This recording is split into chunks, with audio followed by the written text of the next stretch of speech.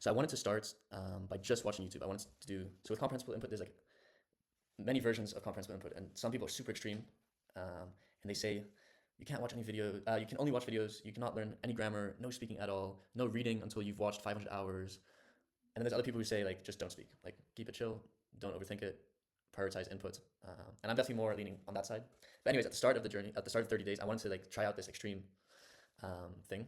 But very quickly, I switched because I tried watching a Chinese video that was made for beginners, like absolute beginners. It was titled Absolute Beginners, and I just understood, yeah, zero, like nothing. I didn't understand a single word.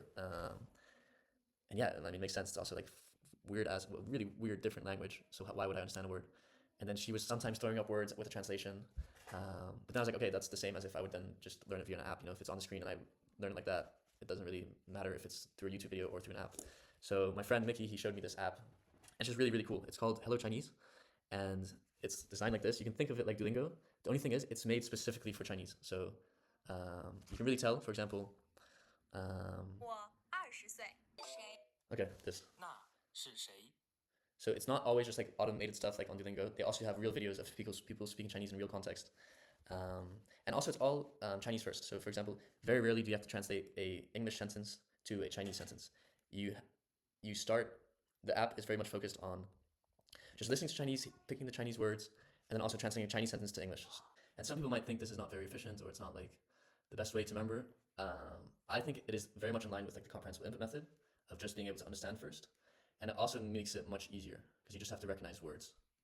And again, this can be argued that it's not very efficient, but what it does mean is that you see improvement fast because you can obviously recognize words quickly, going from Chinese to English than from English to Chinese. It's like recognition is easier than recall.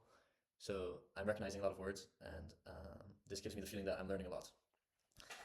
And this is also kind of the idea with comprehensible inputs. You never actually actively learn a word. The idea is that through time and exposure to the language, you pick up words subconsciously. So that's pretty cool as well because now I'm in the app and like I won't remember a word and it doesn't even really matter because I'm hearing it a bunch and that's already comprehensible input.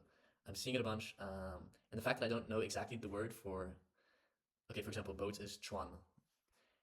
Now I know it, but it took me many times where I saw the word chuan and I didn't recognize that it meant boat. But I kept, every time I saw it, I heard it. So this is all comprehensible input and all repetitions. And even though like I cannot say the translation of the word, just hearing it 10 times is already helping me for pronunciation later on. It's helping me to subconsciously, it's somewhere in my brain as well. So it's all the comprehensible input method basically means that anything you do is fine, as long as you don't speak. So if you just listen to the language and you don't understand anything, this is obviously not ideal. You should try to watch videos where you can understand 90% or 80%. But let's say I don't understand anything. That still is good exposure. To some extent, that is still productive because I'm hearing how people talk and hearing tones and hearing this. The same way a kid has to do that when he's 1 year old. He also has this a bunch. He just gets a bunch of input and he doesn't even necessarily know anything about the input, but just being around all that input has led him to now, when he wants to start speaking,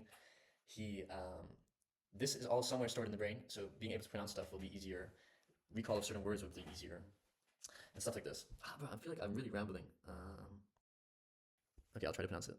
Ke san kwai. Okay, that's funny. Ke, okay, that sounds like cola. So all the English words that they do have, they just pronounce it in like as you can imagine a Chinese person trying to pronounce it, and then that's just how they write it. So ke san kwai. So san is 3, and kwai is like dollars, but for China, in China. So here it's saying cola, €3, let's say. So you don't have to say the Coca-Cola costs €3 or is €3. You just say cola, €3. And look how the app breaks it down. So it gives the translation, but also like the literal translation. So you can see how the grammar is so different in the language. So I really like that from Hello Chinese. Oh, this is something really hard about the language. Dude, like they have so many words that are spelled the same, just like with a tone difference. So look at all these words like horse, mother, linen, curse. They all, I would just pronounce all of these like ma. Like I have no idea how to differentiate them now. It's something with like the ending of the letter. Oh, they also have like cool mini games, so it's kind of fun. They've gamified the app really well. No, overall it's a really good app. It's pretty addictive. Like I definitely find myself wanting to do it throughout the day. So it's cool, and I feel like I'm learning. It's also nice here. They have this button where you can have already learned words. So I already learned 356 words, and then you can like organize them by category, but then also by like how well you know them. So for example, right now there's 22 words that I need to practice. I don't know them that well. Every time I see them, I get them wrong 70% of the time. So that's how it's indicating that it's weak. And then medium is like 60%, and then strong I have like almost 300 strong words. It's not a really cool app and really cool language. Just how different it is. It's funny. I also like this time with learning the language. It's cool like learning a new language because I've learned Spanish. So I've had the whole process, so I can also trust the process a lot more. Like I know what I'm gonna do works. I also know what to look out for. I know not to overthink like methods and everything. It's just about time using the language. And then also like a big part of learning a language, especially for people where the language is not a necessity. Like for example, there's no reason for me to learn Chinese. Like it does not. I don't even know Chinese people. I have no chance of speaking Chinese unless I go spend time in Chinatown. So there's really no reason for me to learn the language. So for people like that, um, it's all about just time you spend with the language. And a big way to improve that is you need motivating factors.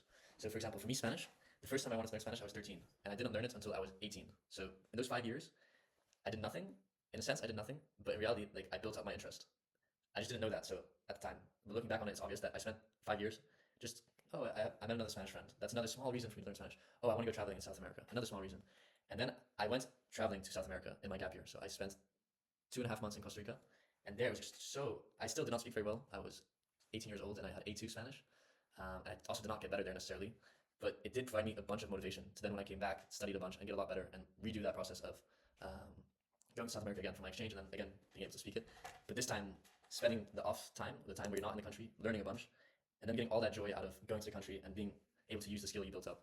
So this time with Chinese, I know these types of things, so I can be motivated for easier. For example, I know right now I'm motivated because it'd be super cool if in 6 months I can do like a 1 week trip to Taiwan and speak Chinese. Like I know this feeling already, so I can use that as like a dangling thing to motivate me to now also enjoy the process of learning it by myself much more. Where before I did not enjoy that process. Like at the start of Spanish, I think mostly because of how schools teach languages, I really didn't like learning a language at all.